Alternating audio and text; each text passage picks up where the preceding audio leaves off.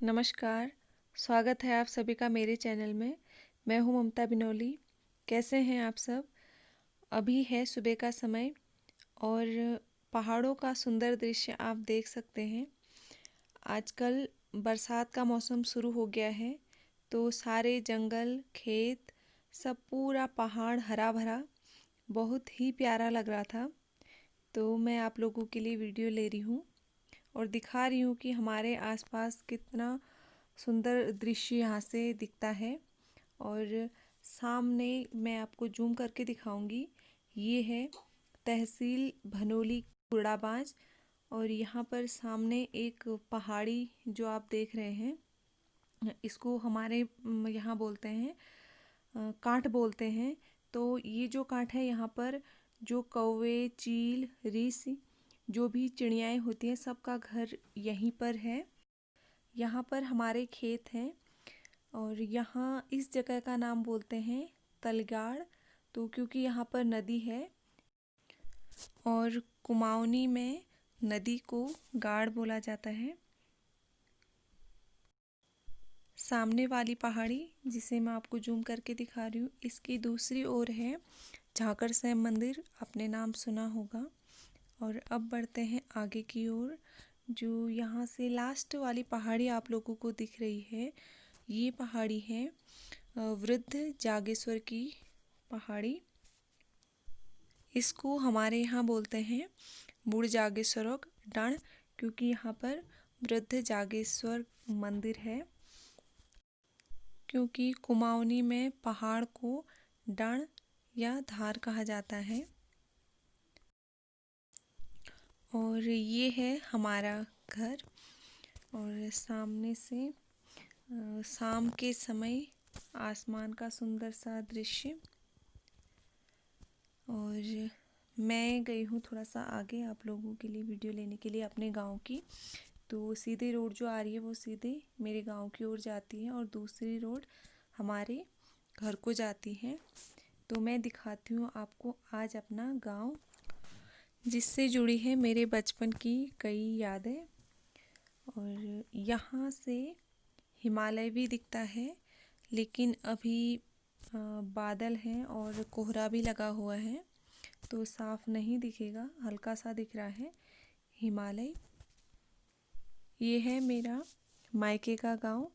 इसका नाम है चलथी, जो तहसील भनोली में आता है। और यहाँ पर सीढ़ीदार खेत इस तरीके से हैं और जिनमें आजकल मडुआ मदिरा की बुआई की गई है। और यहाँ पर मकान अलग अलग तोकों में हैं, पूरा एक साथ नहीं है गांव, अलग अलग बसे हैं लोग, क्योंकि पहाड़ों में ऐसे ही रहते हैं अलग अलग जगह। उत्तराखंड को देवभूमि नाम से जाना जाता है और यहाँ हर गांव में हर ग्रामवासियों के अपने अपने कुल देवी देवताओं के अलग अलग मंदिर होते हैं। और यहाँ पर सामने मेरा प्राइमरी स्कूल, जहाँ मैंने कक्षा 4 तक की पढ़ाई पूरी की थी। हमारे यहाँ गांव वालों की जो भी ज़मीन होती है उसको दो भागों में बांटा जाता है, तलसर और मालसर।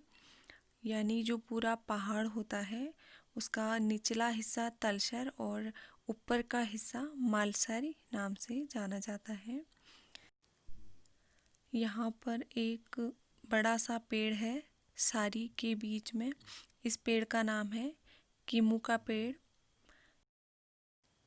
ये हैं हमारे पड़ोसी गांव गैराड़, कुठगाड़, रुखाड़ी, अंडोली, भटवाड़। और यहाँ पर ये जो अंडोली गांव है, यहाँ जब दोपहर का समय होता है उसके बाद छाया आने लग जाती है, तो हमारे गांव के लोग इस छाया से समय का अनुमान भी लगाते हैं। ये पेड़ है कटौज का, जो कि यहाँ पाया जाता है और इसके पलजू बनाए जाते हैं और इसे जानवरों के लिए चारे के लिए भी लाया जाता है। और ये बेल है, जटकुरी नाम बोलते हैं इसका हमारी भाषा में। इसका उपयोग होता है दवाई के रूप में। जैसे अगर जानवरों के गले में अगर बाल अटक जाते हैं तो इसे खिलाकर उसके बाल निकल जाते हैं। और ये है हमारी छोटी सी कावेरी।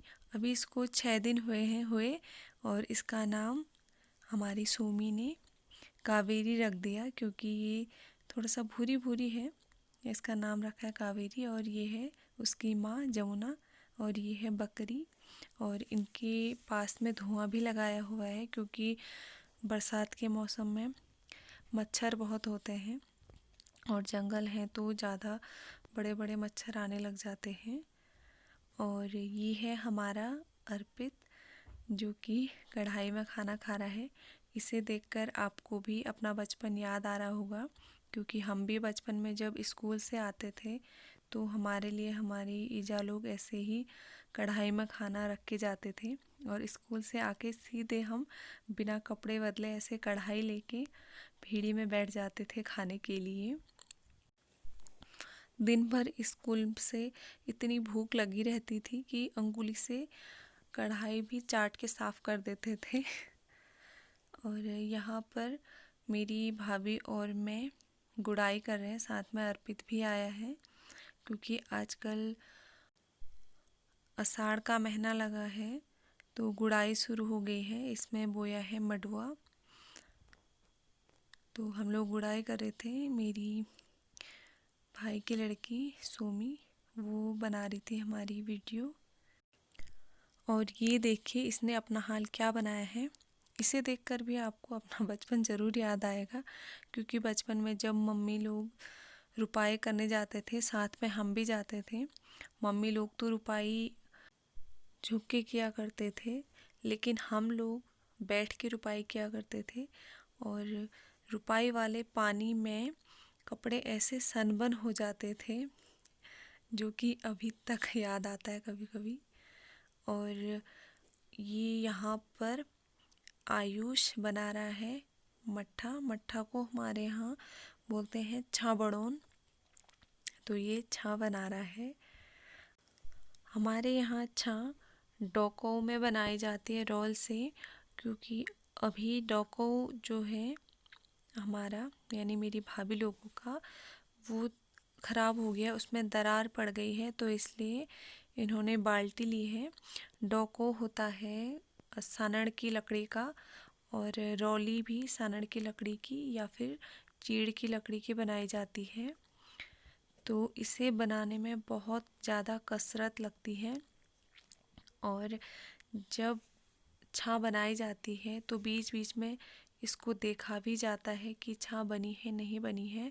और इसमें इस तरीके से ठंडे पानी या फिर गर्म पानी से तोड़ देना इसको बोलते हैं, तोड़ दिया जाता है, जिससे कि मक्खन ऊपर आ जाए। और इसके लिए भी थोड़ा सा छा बनाने का अनुभव होना ज़रूरी है, नहीं तो छा बिगड़ गई तो जो नोनी होती है, नोनी को हिंदी में बोलते हैं मक्खन, वो पिघल जाता है। तो अभी भाभी बना रही थी छा, तो मैंने कहा कि मैं आपकी वीडियो ले लेती हूँ। ये देखिए बहुत मेहनत का काम होता है छा बनाना। पहाड़ी महिलाओं को जिम जाने की और मॉर्निंग वॉक जाने की या फिर योगा करने की किसी की भी ज़रूरत नहीं पड़ती है, क्योंकि वो सुबह उठ के 4 बजे से अपने काम में लग जाती हैं।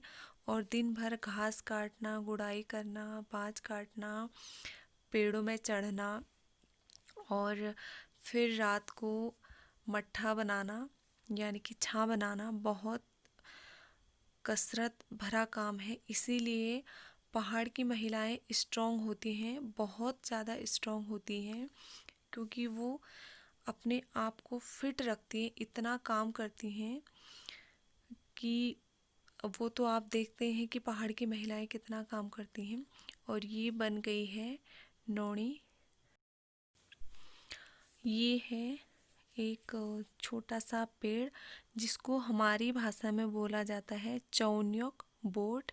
तो जो चौन्यक का पेड़ होता है, इसका उपयोग किया जाता है डैंड्रफ निकालने के लिए, यानी डैंड्रफ को पहाड़ी में बोला जाता है चै।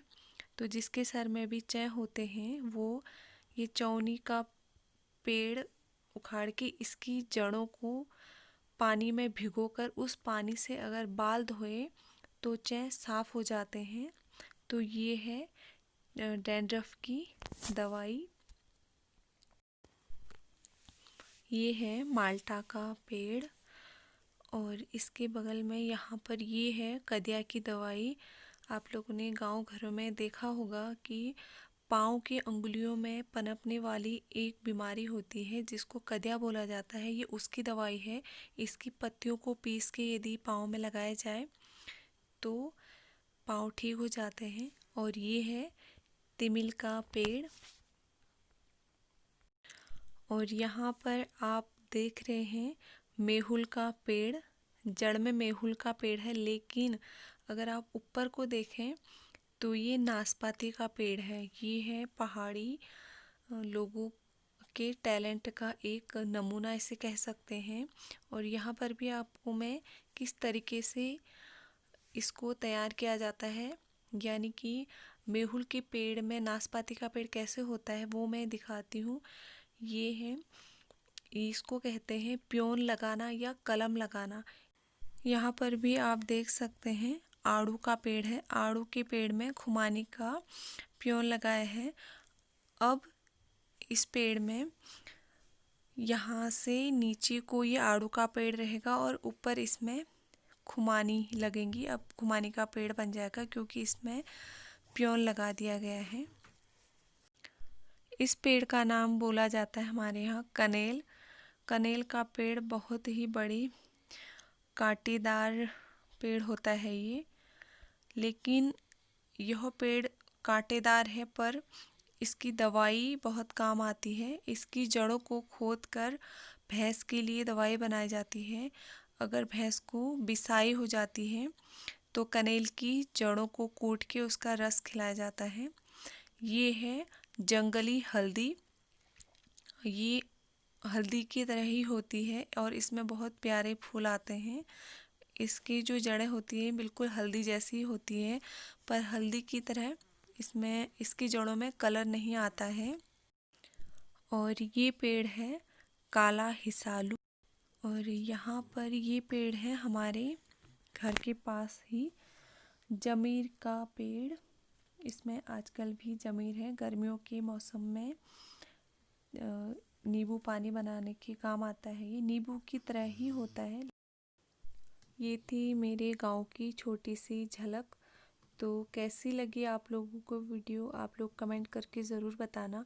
अगर आप लोगों को वीडियो पसंद आई तो लाइक कीजिए, शेयर कीजिए। चैनल पर नए हैं तो प्लीज़ सब्सक्राइब करना।